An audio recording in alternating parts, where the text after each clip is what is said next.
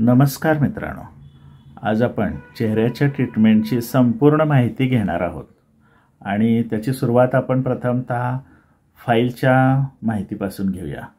इथं फाईलवर तुम्हाला दवाखान्याचं टाइम टेबल, सुट्टी कधी असते आणि किती ते किती दवाखाना सुरू असतो याची संपूर्णपणे माहिती दिलेली आहे। आतल्या पानावर तुम्हाला ट्रीटमेंटचं वेळापत्रक दिलं जातं। इथं तारखा दिल्या जातात। ह्या तुमच्या स्टेपच्या तारखा असतात। प्रत्येक तारखेच्या साधारणपणे 5 दिवस आधी तुम्ही औषध नेणं आवश्यक आहे। ट्रीटमेंटचं वेळापत्रक हे चेहऱ्याच्या बाबतीत कंपल्सरी असतं, कारण चेहऱ्याच्या स्टेप्स ह्या तंतोतंत झाल्या पाहिजेत, कारण त्या जर झाल्या नाहीत तर त्याचे तितकेसे चांगले रिझल्ट तुम्हाला प्राप्त होत नाहीत, कारण त्याचा प्रोटोकॉल आणि नियम हे तुम्हाला पाळावे लागतील। आता इथं जर तुम्हाला ऑनलाईन औषधं मागवायची असतील तर त्यासाठीच्या सर्व सूचना इथं दिल्यात, त्या प्रत्येक वेळेला तंतोतंत फॉलो करा। इथं तुम्हाला पेमेंटसाठी QR कोड दिलेला आहे आणि काय पद्धतीनं तुम्ही औषध मागवायचे त्याचे सगळे रूल्स अँड रेग्युलेशन इथं दिलेले आहेत।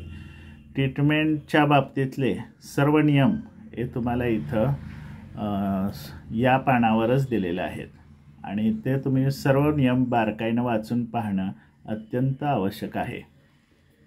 आता आपण चेहऱ्याची ट्रीटमेंटमधली औषधं कशी घ्यायची याची माहिती घेणार आहोत।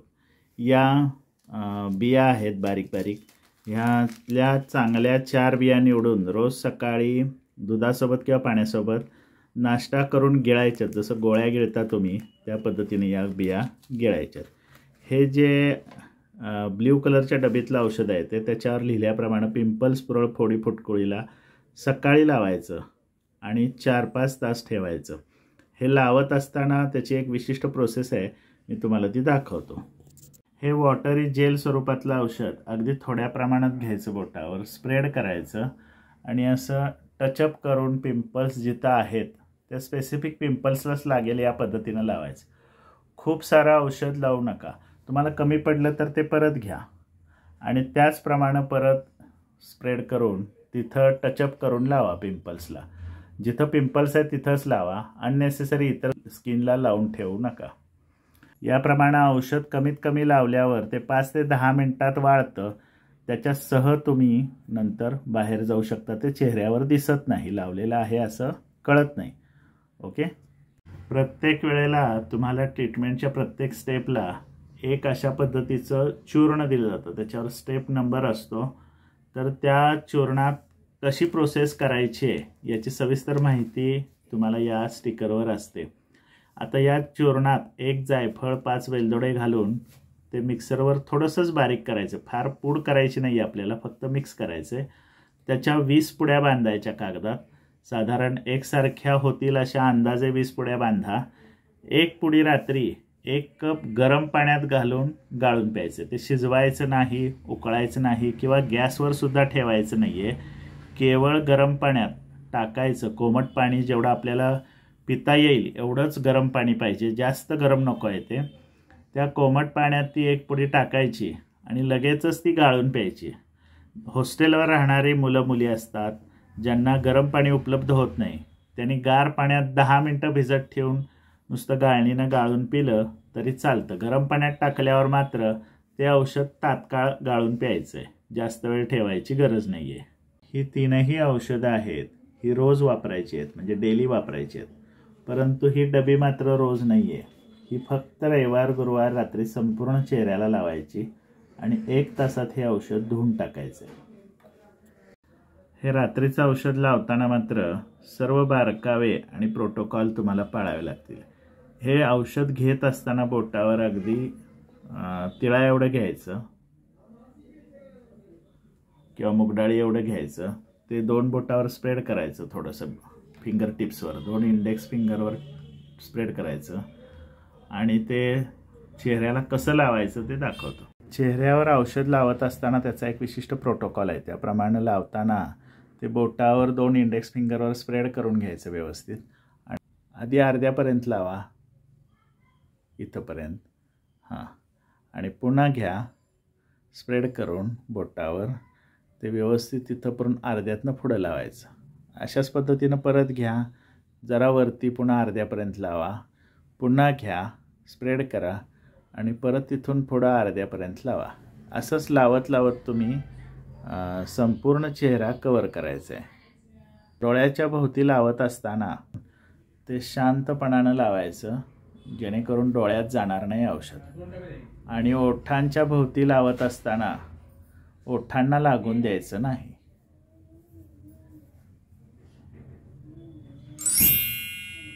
ओके. रात्री लावायची ही डबी वापरत असताना 3 मेजर चुका तुम्हा मुलांकडनं होत असतात.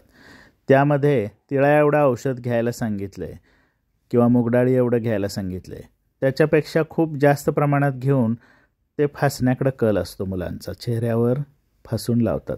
तसं करायचं नाही. दुसरी चूक होती ते म्हणजे घेतल्यानंतर ते 2 इंडेक्स फिंगरवर स्प्रेड करायचे आणि मगच ते आतून बाहेर या डायरेक्शनमध्ये लावायचे. पण मुलं चेहऱ्यावर डायरेक्ट घेऊन फासतात. तशा पद्धतीनं पण लावू नका. आणि औषध 1 तासाच्या आत धुवून टाकायचे. तुम्ही संध्याकाळी 6 नंतर कधीही लावा आणि 1 तासाच्या आत ते कंपल्सरी धुवून टाका. मुलं ते रात्रभर ठेवून झोपतात आणि त्याचे मग पाहिजे असे चांगले परिणाम न होता काम बिघडत जातं. फाईलवरती या बाजूला तुम्हाला प्रिस्क्रिप्शन लावून दिलेलं असतं. या प्रिस्क्रिप्शनवर लिहून दिलेली जर औषधं असतील तर ती तुम्हाला मेडिकल स्टोअरमधनं आणून घ्यायची. त्याच्यावरती तुम्हाला इथे मुदत लिहून दिली जाते किंवा इथं खाली, तर त्याप्रमाणे त्या तारखेपर्यंत तुम्हाला ती औषधं घ्यायची आहेत. आणि या ट्रीटमेंटचं महत्त्वाचं पथ्य आहे चेहऱ्याच्या ट्रीटमेंटचं, की तुम्ही 100% ऊन सांभाळायचे. सकाळचं, दुपारचं, खिडकीतलं, गॅलरीतलं, अंगणातलं कसलंच ऊन तुम्हाला लागून द्यायचं नाही आहे चेहऱ्याला. त्यासाठी 100% बाहेर पडताना चेहरा कवर करून जायचं. मुलींसाठी स्टोल किंवा स्कार्फ बांधायचा. मुलांनी मात्र या पद्धतीचा, या फोटोमध्ये दाखवला आहे त्याप्रमाणे बायकर मास्क घ्यायचा. हाच मास्क घ्यायचा. त्याचं कारण तुम्हाला सांगतो. कोणत्याही होजेरी कपड्याच्या दुकानात हा सहज मिळतो. सूर्यप्रकाशापासून हा बऱ्यापैकी 100% संरक्षण देऊ शकतो आणि कोणताही केमिकलचा वापर नसल्यामुळं तुम्हाला केमिकल फ्री ट्रीटमेंट करता येते आणि किमतीतही हा फार कमी आहे. चेहऱ्याच्या ट्रीटमेंटच्या बाबतीत मुलांच्या मनात खूप साऱ्या गैरसमजुती असतात की चेहऱ्याची ट्रीटमेंट म्हणजे फक्त गोरं व्हायची ट्रीटमेंट अशी गैरसमजूत असते. चेहऱ्याची ट्रीटमेंट करत असताना ती फार एक गुंतागुंतीची शास्त्रीय पद्धत आहे की याच्यात तुमच्या चेहऱ्याचे सर्व प्रॉब्लेम हे एकाच वेळेला दुरुस्त करण्याचा आम्ही प्रयत्न करतो. त्यामध्ये तुमचं पिंपल्स असतात, फोड्या असतात, पुटकुळे असतात, वांग असतात, डाग असतात, खड्डे असतात, डार्क सर्कल असतात, कोणाला मेलिया असतो किंवा इतर ओपन पोरसारख्यासुद्धा समस्या असतात. गंभीर आजाराच्या काही मार्क्स असतात, जसं की स्ट्रेच मार्क असू शकतात किंवा वारोफोड्याचे डाग, खड्डे असतात किंवा जखमांच्या खुणा असतात. या सगळ्याला आपण जास्तीत जास्त कव्हर करण्याचा या ट्रीटमेंटमध्ये प्रयत्न करतो. ही ट्रीटमेंट करत असताना चेहऱ्याला आपल्या 7 थर आहे याचं प्रत्येकानं भान ठेवायचं. प्रत्येक स्टेप ही त्या दृष्टीनं महत्त्वाची आहे. तुम्हाला प्रत्येक त्वचेचा एक लेअर हळूहळू दुरुस्त करायचा आहे आणि तो दर 20 दिवसांनी हळूहळू आपल्या पेशी तयार होत असतात. त्यामुळे ह्या 20-20 दिवसाचे टप्पे आहेत. यात गॅप पडून अजिबात चालत नाहीत. ही जी औषधं आहेत ही 20 दिवसानंतर तुम्हाला वापरायची नाही आहेत. अजिबात ही औषधं 20 दिवसानंतर वापरू नका, कारण ही एक्सपायर होतात. त्याला एक्सपायरी डेट 20 दिवसाचीच आहे, कारण ही टिकत नाहीत. विशेषतः या डब्या 20 दिवसांनी एक्सपायर होतात. त्याचा रंग आणि कन्सिस्टन्सी सगळं बदललेलं असतं. विनाकारण एक्सपायर झालेली औषधं तुम्ही वापरू नका.